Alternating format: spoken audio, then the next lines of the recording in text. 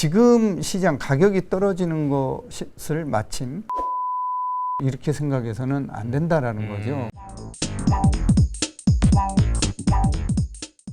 이번 시간엔 부동산 투자자문계의 고수시죠. 고준석 제2에듀 투자자문 대표님 모시고 부동산 관련 이야기 나눠보겠습니다. 안녕하세요. 네, 안녕하세요. 네, 나와주셔서 감사합니다. 네. 네, 먼저 이 부동산 관련 전망을 좀 해보려고 하는데 현재 이제 부동산 시장을 좀 진단해 보면 역대급 거래 절벽, 또 미분양 증가 등이 나옵니다. 이것들이 이제 하락 시그널로 좀 받아들여지고 있기도 한데 정확히 지금 어떤 상황이라고 볼 수 있을까요? 지난 5년간 부동산 가격이 상당히 많이 올랐죠. 서울 같은 경우에는 108% 정도 오른 걸로 그렇게 이제 조사 발표되고 있고, 그런데 그렇게 올랐던 이유는 수요 대비 공급이 부족해서 올랐던 거였는데 지금 가격이 조정되고 있거든요. 지난 5년간 부족했던 공급이 지금 일시적으로 공급된 건 아니거든요. 네, 그래서 공급이라는 게 뭐? 그래서 시장의 가격은 금리와 공급이 통제를 하거든요. 그런데 지금은 공급이 통제가 아니라 공급이 많으면 이제 가격이 떨어지는데 지금은 금리가 시장 가격을 통제하고 있거든요. 그러니까 금융위기 때 한국은행 기준금리가 5.25%였는데 그때 주택담보대출 금리가 7.1% 정도였습니다. 네, 지금보다 훨씬 많았네요. 네. 그래서 이제 그 당시에 잘 아시다시피 뭐 반포 자이라든가 내면 퍼스트지라든가 이런 아파트들이 이제 미분양이 났었죠. 금리가 올라가니까 실수요자들이 시장에 못 들어가는 거죠. 그러니까 금리 상승기에는 기업이나 개인이나 투자를 보류하잖아요. 연기하거나 보류하는데 이런 이제 주택 시장에 있어서는 실수요자들이 내 집 마련을 이제 보류하는 이러한 현상 때문에 거래량은 줄어들면서 그 거래량 줄어든 가운데서 급매로 처분해야 될 사람들 있잖아요.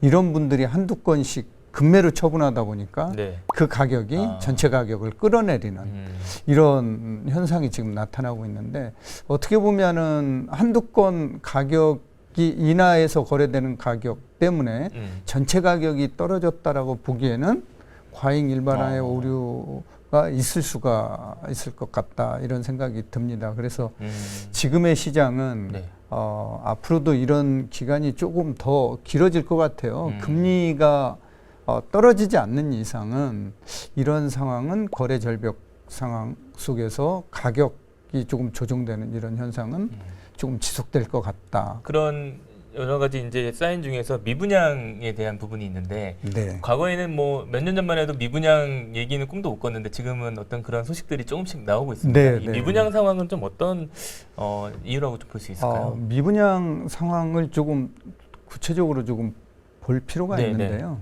이게 이제 미분양 물량이 대단지 아파트라든가 직주 근접이라든가 교통환경, 편의시설 이런 주변에 있는 아파트들이 미분양이 나는 게 아니라 나홀로 아파트라든가 도시형 생활주택이라든가 뭐 오피스텔 이런 것들이 위주로 지금 미분양이 나고 있어서 미분양 물량은 조금 더 살펴봐야 되는데 근본적으로는 미분양 물량이 늘어나면 집값이 떨어지는 신호다라고 봐도 되는 거거든요. 공급이 늘어나는 거기 때문에. 그런데 지금 현재의 이 미분양 숫자는 조금 뭐 그렇게 많은 편은 아니고요. 근데 주 주거 주택인 아파트 대단지 중심으로 미분양이 나는 건 아니다, 이렇게 볼 수 있을 것 같아요.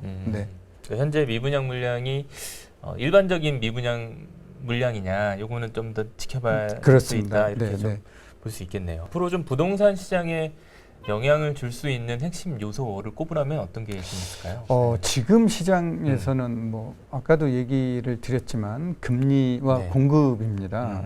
그래서 금리가 인하되면은 가격은 또 가파르게 또 상승할 수 있거든요. 왜냐하면은 공급은 단기적으로 비탄력적이거든요. 그런데 수요는 단기적으로 굉장히 탄력적이거든요. 그러니까 수요자들은 금리가 떨어지면은 한 사람씩 줄 서서 들어가는 게 아니라 한꺼번에 들어가거든요.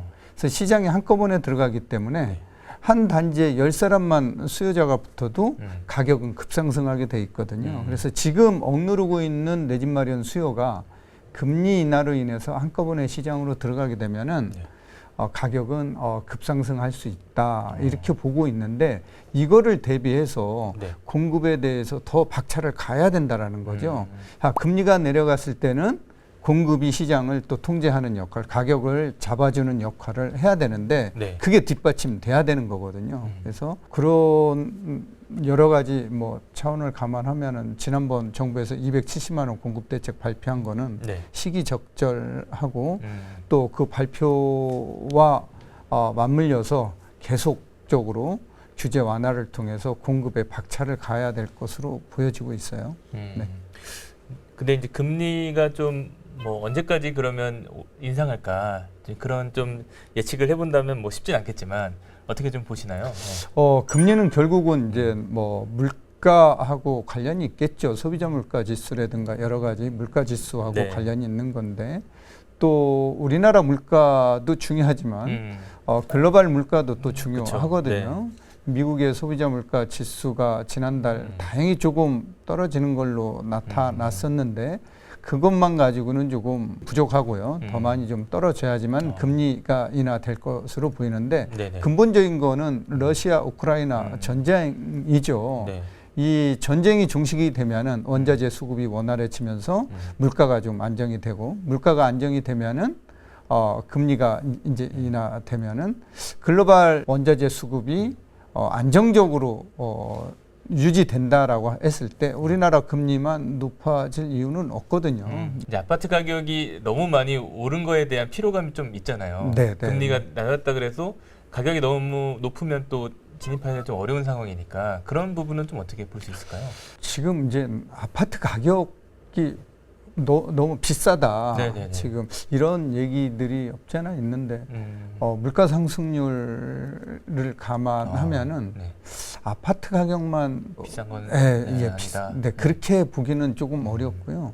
이게 아파트 가격도 하나의 상품이라고 하면은 시장 경제 원리에 의해서 그러니까 보이지 않는 손에 의해서 가격은 결정되는 거잖아요. 네네. 그러니까 공급이 충분하면은 여기서 더 가격이 떨어질 수밖에 없습니다. 예, 그래서 투자하는 거는 무리겠죠. 지금 투자하면은 자본 손실을 초래할 수 있으니까. 그런데 네. 공급이 부족한 상황에서는 가격은 이거 비싸니까 사지 마 이렇게 얘기할 수는 없다라는 거죠. 수요자들이 계속 있으니까. 그래서 이 가격은 어떻게 통제할 수는 없을 것 같아요. 그래서 금리나 이 공급으로 통제할 수밖에 없는데 그래서 이제 금리 인하 후에 공급이 좀 충분하면은 가격은 더 떨어질 수 있다. 그런데 공급이 없는 상태에서 이게 너무 비싸니까 이거 내 집 마련 좀 이따 해라 이렇게 얘기하기에는 참 힘든 그런 시장 상황인 것 같아요. 부동산 상승기 뭐 보통 이제 막차를 탔다는 표현도 많이 쓰는데 그때 이제 집을 산 뭐 젊은 세대들이 좀 많았잖아요. 네, 그런 분들이 지금 조금 금리 인상기에 여러 가지 좀 위험한 수준이라고 좀 판단을 할 수 있을까요? 지금 그래서 전세 물량이 막 늘어나잖아요. 네네네.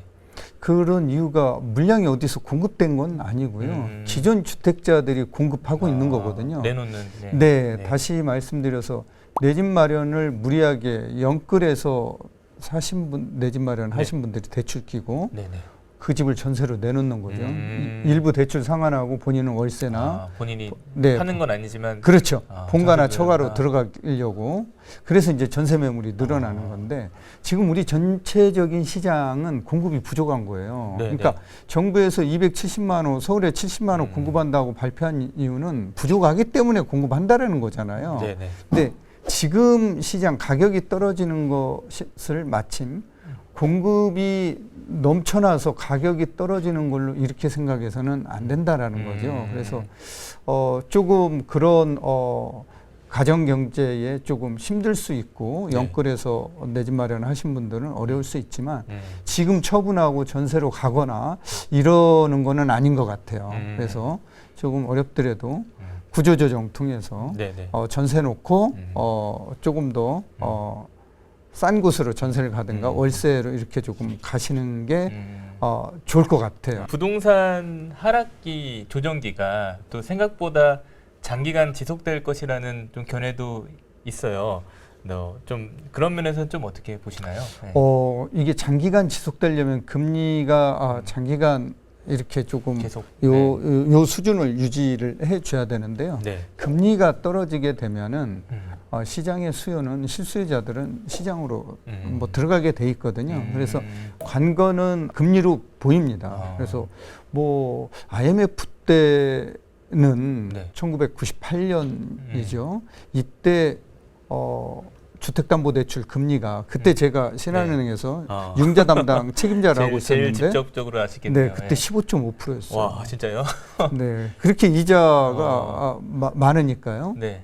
자, 대출을 끼고 집 사는 사람이 없었고요. 그쵸. 오히려 가지고 있던 집들을 다 처분하려고 내놓다 보니까, 그러니까 신규 공급이 된 게 아니라 기존 주택을 시장에 공급하는 이러한 현상 때문에 가격이 쭉쭉 떨어졌었죠. 네. 네.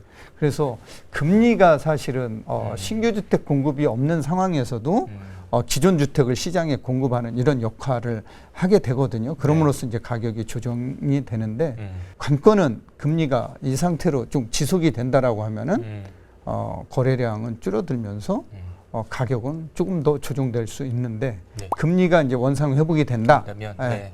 그러면은 수요자들은 시장으로 들어가겠죠. 가격은 다시 상승할 수 있다. 이렇게 보고 있습니다. 오늘 여기까지 듣겠습니다. 대표님 감사합니다. 네, 감사합니다.